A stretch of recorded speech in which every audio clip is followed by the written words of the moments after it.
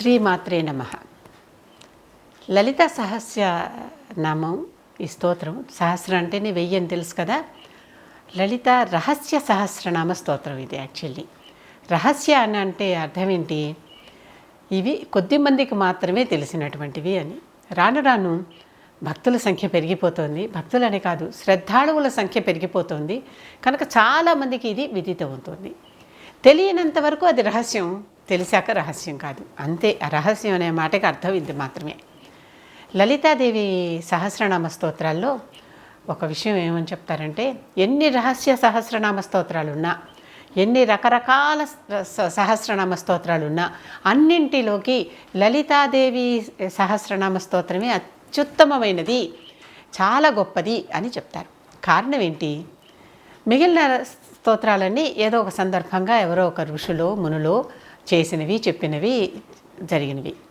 ఈ లలిత రహస్య సహస్రనామ స్తోత్రం అన్నామే, ఇది లలిత అమ్మవారే స్వయంగా తన ఆవరణ దేవతలను పిలిచి, అందులో వాళ్ళు వాగ్దేవతలు, వసిని మొదలైన వాగ్దేవతలు 8 మంది. ఈ 8 మందిని పిలిచి ఆవిడ తను ప్రత్యేకంగా తన కోసం తను చెప్పించుకున్నటువంటి స్తోత్రం. మరి మనకు మనమే పౌడుకోవటం మంచిదా అంటే స్వోత్కర్ష అవుతుంది కదా అనేవాళ్ళు కూడా ఉంటారు. ఇక్కడ అలా కాదు. అమ్మవారు చాలా కృపతో, భక్తుల మీద కృపతో, ఇవి ఎవరైతే వింటారో, ఇవి ఎవరైతే చదువుతారో, ఇవి ఎవరైతే రాసుకుంటారో, వీటిని అంటే ఏ రూపంలో వీటి గురించి మీరు తెలుసుకోవటం మీకు తటస్థించినా మీకు బహుపుణ్యం కలుగుతుంది అనేటటువంటిది ఆవిడిచ్చినటువంటి వరం. అంతేకాదు, దీనివల్ల మీకు సకల భోగాలు, సకల శక్తులు కలుగుతాయి. భోగమోక్షాలని రెండింటినీ ఇవ్వగలిగేటటువంటి ఏకైక దేవత లలితా పరాశక్తి.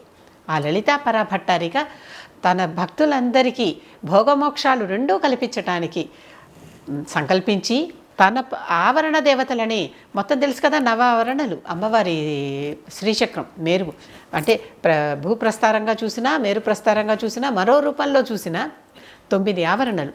ఆ 9 ఆవరణలో 7వ ఆవరణలో ఉన్నటువంటి, 7వ ఆవరణలో ఉన్నటువంటి దేవతలను పిలిచి, వసిన్యాది వాగ్దేవతలు వాళ్ళు, అంటే వాక్కుకి వాళ్ళ అధిష్టాన దేవతలు. వాక్కు మనం ఏదైనా చెప్పినా ముందర వాక్కు కదా రావాలి.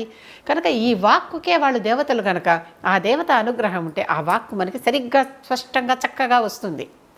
అంతేకాదు, ఏ పదం ఎప్పుడు పడాలో, ఏ పదం ఎప్పుడు వాడాలో, ఏ ప్రశ్నకి ఏది సమాధానమో అవన్నీ సరిగ్గా కొద్దిగా కూడా తేడా లేకుండా వచ్చేటటువంటివి.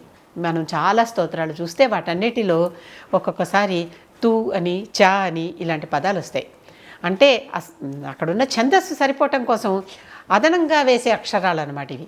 అలాంటి అదనపు అక్షరాలు ఏమీ లేనటువంటి స్తోత్రం లలితా రహస్య సహస్రనామ స్తోత్రం. అంతేకాదు, కొన్ని స్తోత్రాలలో మనకి కొన్ని నామాలు రిపీట్గా, అంటే తిరిగి పునరావృతం అవుతాయి. అదే నామం మళ్ళీ ఇంకో చోట కూడా వస్తుంది. ఇక్కడొక భావం చెప్తాం, అక్కడొక భావం చెప్తాం, వేరే విషయం అయినప్పటికీ ఆ విధంగా కూడా ఎటువంటి పునరుక్తి దోషం లేకుండా, అంటే మళ్ళీ అదే నామం మళ్ళీ రాకుండా 1-2 నామాలు వచ్చాయేమో అని అనిపిస్తాయి. ఉదాహరణకి మహేశ్వరి, మాహేశ్వరి 2 వేరే. అలాగే ఆ రక్తవర్ణ అలా కొద్దిగా అవేనేమో అనిపించేలాగా ఉంటాయి, కానీ అవి కావు. వాటికి పూర్తిగా అర్థాలు వేరే. అటువంటి ఏ పదం కానీ, ఏ అక్షరం కానీ వ్యర్థం కాకుండా, అనవసరంగా లేకుండా, ఏ పదం తిరిగి పునరావృతం కాకుండా చెప్పబడినటువంటి ఏకైక స్తోత్రం లలిత రహస్య సహస్రనామ స్తోత్రం. ఇది మనకి బ్రహ్మాండ పురాణంలో ఉన్నదని కనిపిస్తుంది. బ్రహ్మాండ పురాణంలో ఉత్తరాఖండంలో హయగ్రీవుడు, అగస్త్యుడు మాట్లాడుకుంటూ ఉంటే, హయగ్రీవుడు అంటే సాక్షాత్తు విష్ణుమూర్తి. ఆయన తను అంటే విద్యాధి దేవత, ఆయన జ్ఞానస్వరూపం హయగ్రీవుడు అంటే. ఆ జ్ఞానస్వరూపం వచ్చి అగస్త్యుడికి వాళ్ళిద్దరూ మాట్లాడుకుంటున్నట్లుగా, అగస్త్యుడు, లోపాముద్ర ఈ ఋషి దంపతులు ఉన్నారు కదా, వీరు అమ్మవారి ఉపాసకులు. అమ్మవారి ఉపాసకులైన మొట్టమొదటి వారిలో వీరు ఉన్నారన్నమాట.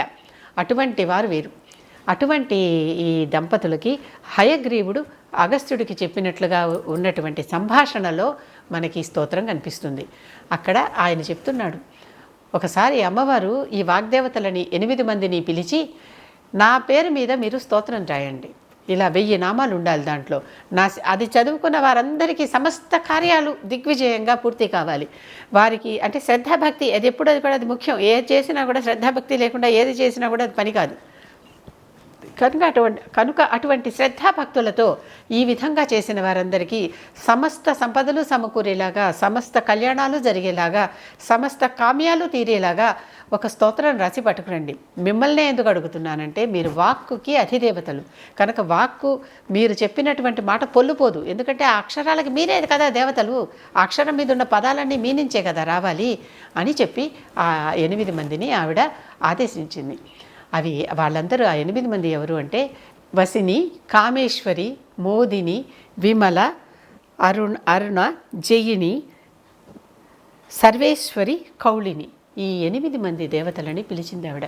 ఈ 8 మంది ఉన్నారే, మొట్టమొదట ఉన్నటువంటి వసిని అచ్చులన్నిటికీ అధిదేవత. అచ్చుతో ఏ పదం పడాలన్నా ఆవిడ అధికారం ఉండాలి, అక్కడ ఆవిడ పర్మిషన్, అనుమతి ఉండాలి.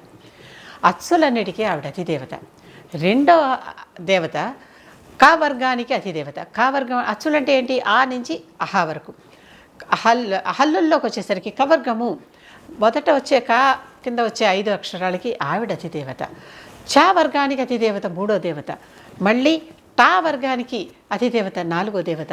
క చ ట త ప వచ్చాక ఈ తర్వాత యారాలవ శేష సహాను వచ్చేస్తాయి కదా, వాటికి మాత్రము మళ్ళీ ఇతర ఈ వేళ్లలోనే చివరిలో ఉన్నటువంటి కౌళిని, సర్వేశ్వరి, కౌళిని వారు అధిదేవతలు. శేష సహా ఎంత ప్రత్యేకమైన అక్షరాలంటే చాలామందికి ఈ రోజుకి కూడా ఎంతోమంది స స ష ఈ మూడింటిని విడివిడిగా పలకలేరు. శివుడు అంటారు, శివుడు కాదు శివుడు. శనివారము అలా, శనివారము అంటలేదు కదా, శనివారము అంటున్నాం. కనుక ఆ శబ్దాన్ని పలికితేనే ఆ ఫలితం వస్తుంది, లేకపోతే రాదు. అందుకోసమని అంత ప్రత్యేకంగా చెప్పాల్సి వస్తుంది.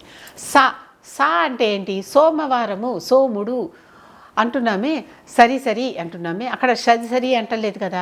కనుక ఆ శబ్దానికి ఉన్నటువంటి ఒక నాదం ఉంటుంది. ప్రతి శబ్దానికి ఒక నాదం ఉంటుంది. ఆ నాదానికి ఒక రేంజ్ ఉంటుంది. ఆ రేంజ్ వరకు ఆ వైబ్రేషన్స్ వెళ్తాయి, ఆ శక్తి వెళ్తుంది. ఆ శక్తిని మనం కావాలని కోరుకుంటే మాత్రము ఆ శబ్దాన్ని ఆ శబ్దంలాగానే పలికి తీరాలి. ఆ శబ్దాన్ని దాటి వేరే పలికితే ఆ ఫలితం రాదు. చాలామంది చదివేసి మాకు ఫలితాలు ఎందుకు రావట్లేదంటే, శివ అంటే రాదు. అక్కడ శివ కాదు, శివ, షడ్రుచులు, షట్ గ్రహాలు, సోముడు, సాంబశివుడు, ఈ శబ్దాలు ఆ శబ్దాలలాగానే పలకాలి. పలికితేనే వాటికి తగినటువంటి ఫలితం మనకు వస్తుంది. ఫలితాన్ని ఆశించి చేసేటటువంటి వారు తప్పనిసరిగా ఈ దేవతలను పూజించండి. సప్తమావరణలో ఉన్నటువంటి ఈ 8 మంది దేవతలని పూజిస్తే ఆ 8 మంది దేవతల కృప వలన ఆ శబ్దాలను మనం స్పష్టంగా పలకగలుగుతాం. ఆ శబ్దాలు స్పష్టంగా మనం పలకలేనప్పుడు, ఇప్పుడు చూడండి, శబ్దాలు స్పష్టం అని 2 మాటలు అన్నా. శబ్దాలలో శా ఒక రకంగా పలుకుతున్నాం, స్పష్టంగాలో సా ఒక రకంగా పలుకుతున్నాం, షా ఒక రకంగా పలుకుతున్నాం. కనుక ఈ భేదాలు తెలియాలంటే తప్పనిసరిగా ఈ వాగ్దేవతల పూజ చేయండి. వాగ్దేవతలని మనసులో స్మరించుకోండి, వారి పేరుతో స్తోత్రం చేసుకోండి. ఇవన్నీ మనకి ఖడ్గమాలలో కనిపిస్తాయి. అటువంటప్పుడు సరిగ్గా ఆ శబ్దాలు దొరుకుతాయి. ఇప్పుడు ఇంత స్పష్టంగా ఇది ఎందుకు చెప్పాల్సి వస్తుందంటే, వీరు రాశారు, అమ్మవారు ఆదేశించారు. ఈ 8 మంది వాగ్దేవతలు కలిపి దీనిని రచించారు. లలితా రహస్య సహస్రనామ స్తోత్రం రచన చేయబడింది. రచన చేశాక అమ్మవారు ఒక మహాసభని పిలిచారు. అన్ని లోకాల నుంచి అందరూ వచ్చారు. త్రిమూర్తులు వచ్చారు వారి భార్యలతో సహా, అష్టదిక్పాలకులు వచ్చారు వారి భార్యలతో సహా, దేవతా గణాలన్నీ వచ్చాయి, దేవ ఋషులందరూ వచ్చారు, మహర్షులందరూ వచ్చారు, భూలోక ఋషులందరూ వచ్చారు, సిద్ధ ఋషులందరూ కూడా వచ్చారు. అందరూ చేరినటువంటి ఒక గొప్ప మహాసభని నిర్వహించారు అమ్మవారు మణిద్వీపంలో. వీరందరినీ పిలిచి, మీరు రండి, ఒక గొప్ప స్తోత్రం గురించి వాళ్ళు మీకు చెప్పబోతున్నాం. ఇది మీకు ఒక కామధేనువు లాంటిది, ఒక కల్పవృక్షం లాంటిది. దీన్ని కోరుకుంటే, దీనిని చదివితే మీకు అన్ని రకరకాలైనటువంటి మీ కామ్యాలన్నీ ధర్మకామ్యాలు మాత్రమే. ఇక్కడ మాత్రం ఒకటి గుర్తుపెట్టుకోండి, అధర్మంగా కోరుకుంటే పక్కవాడి తల లేచిపోవాలని కోరుకుంటే మన తలే లేచిపోతుంది, కానీ పక్కవాడి తల లేవదు. అది కూడా జ్ఞాపకం పెట్టుకుని చేసుకోండి. ఎందుకంటే కాషన్స్ కూడా చెప్పడం నా బాధ్యత, చెప్తున్నాను. కనుక ధర్మబద్ధమైన ఏ కోరికైనా సరే తీరుతుంది. ఇవి రండి వినండి అని పిలిచింది ఆవిడ. అందరూ వచ్చారు. ఈ వసిన్యాది వాగ్దేవతలు మొట్టమొదటిసారి వారు రచించినటువంటి లలితా రహస్య సహస్రనామ స్తోత్రాన్ని వారు చదివారు. చదివేసరికి అందరూ ఆశ్చర్యపోయారు. అసలు ఇలాంటి రహస్య సహస్రనామ స్తోత్రాన్ని మేము ఇంతవరకు ఎక్కడా వినలేదు. ఒక్క అక్షరం అదనంగా లేదు, ఒక్క శబ్దం అపశబ్దం లేదు, ఒక్క నామం పునరుక్తి కాలేదు. ఇంత గొప్ప గొప్ప సహస్రనామ స్తోత్రం. అసలు ఎంత బాగుంది. అందరూ ఒక్కసారి ఒక రకమైనటువంటి తన్మయత్వంలో, పరవశంలో ఏమీ మాట్లాడలేకుండా మంత్రముగ్ధులై నిశ్చేష్టులై అలా ఉండిపోయారు అందరూ. అప్పుడు ఆ అమ్మవారు అందరినీ పిలిచి, అందరూ ఇది వినండి, ఇది మీరు మీ పరంపరగా, మీ శిష్య పరంపరగా వెళ్ళి అందరికీ చెప్పండి. అందరికీ చెప్తే అందరూ నేర్చుకోవాలి. అందరూ అంటే ఎవరంటే వారు కాదు. మళ్ళీ అక్కడ ఆవిడ చెప్పారు, కండిషన్ పెట్టారు అక్కడ. దుష్టులకి చెప్పడానికి వీల్లేదు, శఠులకి, మొండి వాళ్ళు ఉంటారు కదా, ఎంత చెప్పినా వినని వాళ్ళు, శఠులకి చెప్పడానికి వీల్లేదు. ఇట్లాంటి వాళ్ళకి చెప్పద్దు, వాళ్ళ జోలికి మీరు వెళ్ళొద్దు. అసలు వాళ్ళకి ఇలాంటివి తెలుసుకునేటటువంటి అర్హతే లేదు. అటువంటి వాళ్ళకి చెప్పకండి. అందుకని రహస్యం అనే మాట ఇక్కడ అందుకని వాడారు. ఎందుకని అర్హత ఉన్న వాళ్ళకి చెప్పచ్చు, తప్పులేదు. అర్హత లేని వాళ్ళకి చెప్పకూడదు. అంతేకాదు, అందుకని మనం ఈ రహస్యనామాలు చెప్పబోతూ ఉంటే కొంతమంది అబ్బాయి అప్పుడు మాకు వద్దులేండి అని వెళ్ళిపోతారు. చూడండి, వాళ్ళకి అర్హత లేదనమాట, అమ్మవారే అనుమతించలేదు. నేను నా పుస్తకం రాసినప్పుడు ఒక ఒక మాట అనుకున్న అమ్మవారిని, నేనే ఒక వరం అడిగా. ఆ వరం ఏమిటంటే, ఈ పుస్తకం రాశాను కదమ్మా, ఇది ఎవరికంటే వారికి మార్కెటింగ్ బిజినెస్ లాగా చేయడం నాకు ఇష్టం లేదు.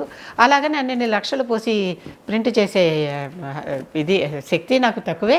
కనుక ఎవరికి కావాలంటే వారే వచ్చి నీ అంటే ఆవిడ ఆదేశం కొద్దీ వారు వచ్చి తీసుకెళ్తారని. ఇప్పటిదాకా దాదాపు 1200 కాపీలు అమ్మాము. అంటే కొంతమందికి ఫ్రీగా ఇచ్చాము, కొంతమందికి అమ్మాము, వేరే విషయం అదంతా.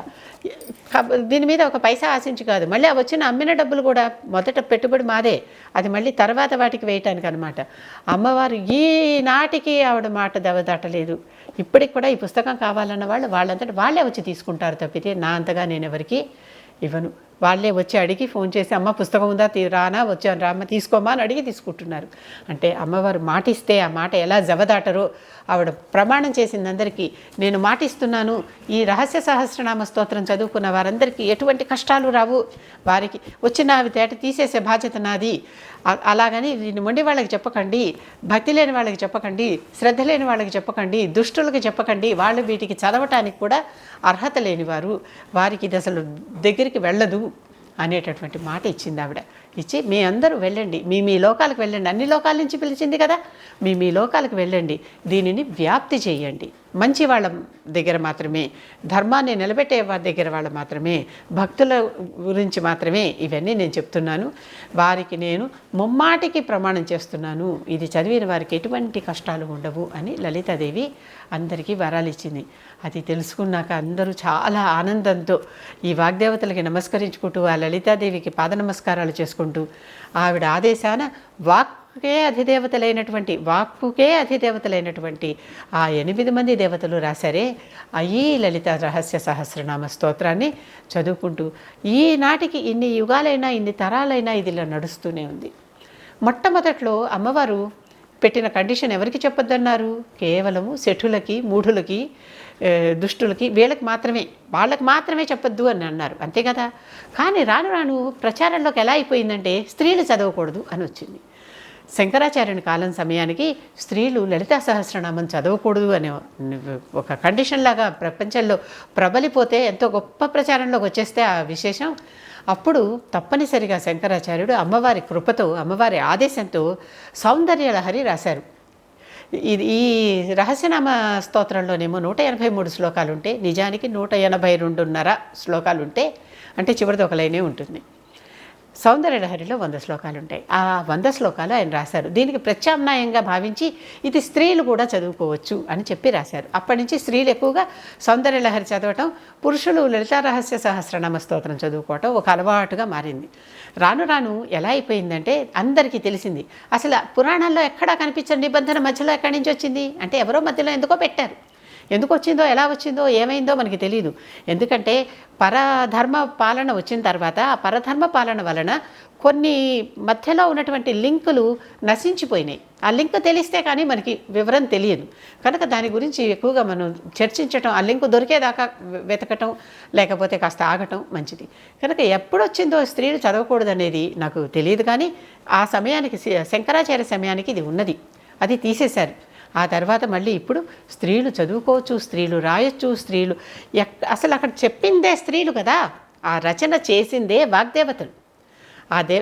ఎప్పుడూ కూడా ఈ దేవతలందరూ వాక్కుకి అధిదేవతలైనటువంటి శక్తి దేవతలు, అమ్మవారి పరివారంలో ఉండేటటువంటి స్త్రీ దేవతలు రాసినటువంటి ఈ స్తోత్రాన్ని చక్కగా స్త్రీ పురుషులందరూ, స్త్రీ పురుష బాలాదులందరూ చదువుకోవచ్చు, ఎటువంటి దోషము లేదు. కాకపోతే శబ్దం ప్రాధాన్యం. ఆ శబ్దాన్ని పట్టే ఆ నాదం, ఆ నాదాన్ని బట్టే ఆ వైబ్రేషన్, ఆ వైబ్రేషన్ని బట్టే ఆ ఫలితం. అందుకనే వేదం ఎక్కడన్నా చదువుతుంటే ఒకసారి విని ఎంత బాగుంది వేదఘోష అనుకుంటాను చూడండి. ఆ విధంగా ఇది కూడా చదివితే ఆ రకంగా చదవాలి. లేదు రకరకాలుగా చదవచ్చు. లోపల మనసులో చదువుకునేవారు ఉంటారు. పెదాలు మాత్రమే ఉపాంశు అంటారు, పెదాలు మాత్రమే కదులుతాయి, శబ్దం వినిపించదు, కొద్దిగా పక్క వారికి మాత్రమే వినిపిస్తుంది. ఈ విధంగా రకరకాలైనటువంటి చదువుకునే పారాయణం చేసే ధోరణులు ఉన్నాయి. ఈ ధోరణిలో కూడా చేసుకోవచ్చు. పెద్దగా కూడా చేయొచ్చు, అందరికీ వినిపించేలాగా కూడా చేయొచ్చు. ఎందుకంటే ఇది వింటే చుట్టుపక్కల వాతావరణం అంతా కూడా పూర్తిగా ఒక రకమైన వైబ్రేషన్తో నిండిపోయి, దేవతాశక్తితో నిండిపోయి పాజిటివ్ ఆరా వస్తుంది. కనుక ఆ విధంగాను చదువుకోవచ్చు. లలిత రహస్య సహస్రనామ స్తోత్రాలు చదువుకుని ఆ లలితాదేవి కృప పొందితే ఇక నిజంగా ఒక రకమైన కంప్లీట్నెస్. కడుపు నిండితే ఎలాంటి భావన ఉంటుంది? మళ్ళీ అన్నం పెడితే ఎక్స్ట్రా పైన తినగలమా? లేదు కదా. అటువంటి భావన తప్పనిసరిగా అందరికీ కలుగుతుంది. అనుభవించిన దాన్ని చెప్తున్నాను, ఇది అందరికీ తెలుస్తుంది. పూర్తిగా మనసు పెట్టి, ధ్యాస పెట్టి, ఆ దేవత మీద భక్తి పెట్టి, ఆ శ్రద్ధాభక్తులతో, ఆ విశ్వాసంతో ఆవిడని ఆరాధిస్తున్నట్టుగా చదవండి. పరిగెత్తినట్టో పారిపోయినట్టో చదవకండి. ఈ స్తోత్రం చదువుకోవటమే శ్రీమాత శ్రీ మహారాజ్ఞి శ్రీమత్ సింహాసనేశ్వరి ఈ స్టైల్లో చదవాలి. ఏ ఛందస్సులో చదవాలో చెప్పారు, ఎంత స్పీడ్లో చదవాలో చెప్పారు. మొత్తం సరిగ్గా చదివితే ఇది 43 నిమిషాల దాకా పడుతుంది. అలా కాకుండా 5 నిమిషాల్లోనే పూర్తి చేస్తామంటే మన ఏదో ఫాస్ట్ ట్రాక్లో వెళ్ళిపోతున్నట్టే. ఎప్పుడైనా ఏదైనా పాటలు వస్తూ ఉంటే 1x 2x 3x అని వింటూ ఉంటాం చూడండి, అలా వింటున్నట్లే అయిపోతుంది. మనతో పాటు అమ్మవారు కూడా అంత పరిగెత్తాలి కదా. మన అవసరం కొద్దీ మనం పరిగెడుతున్నాం, ఆవిడ్ని పరిగెత్తించాలా? ఆవిడ నిజంగానే మనం కోరుకుంటే పరిగెడుతుందా? ఆవిడ కోరుకుంటే ఆవిడ పరిగెడుతుంది. కానీ ఇంకొక విషయం కూడా బాగా గమనించండి. దేవతని మనం చూడాలనుకుంటే మనం వెళ్ళి దేవతా దర్శనం చేయలేము. దేవత మనని పిలిస్తేనే, రామ్మా అని పిలిస్తేనే మనం వెళ్ళి దేవతా దర్శనం చేయగలం. అలాగే ఈ లలితా సహస్రనామ స్తోత్రం ఉన్నదే, ఈ శ్రీ లలితా రహస్య సహస్రనామ స్తోత్రం కూడా ఆ అమ్మవారు అనుమతిస్తే మాత్రమే మనం చదవగలం, లేకపోతే చదవలేం కూడా. మళ్ళీ అటువంటి మహత్తుగల పుస్తకం అన్నమాట, మహత్తుగల స్తోత్రం అది. ఆ స్తోత్రాన్ని అందరూ చక్కగా పఠించి పారాయణ ప్రీత అని ఆవిడకి అది చదువుతూ ఉంటే ఆవిడ చక్కగా ఎంతో సంతోషిస్తుందట, ప్రీతి చెందుతుందట. నామ పారాయణ ప్రీత ఇవన్నీ నామాలే కదా. కనుక ఆ నామాలు పారాయణ చేసుకుంటూ పరానికి దారి వేసుకోండి. ఇహం నుంచి అందరికీ ఈనాడు ఈ లలితా రహస్య సహస్రనామ స్తోత్రం అందరికీ ఒక చక్కటి మార్గదర్శిలాగా, ధర్మ మార్గంలో పయనించటానికి, మనకి మేలు కలుగుతూ నలుగురికి మేలు చేసుకునేలాగా ఎలా వెళ్ళాలో ఒక మార్గం చూపించేటటువంటి మార్గదర్శిగా అందరికీ ఉండాలని కోరుకుంటూ మీ భట్టిప్రోలు విజయలక్ష్మి.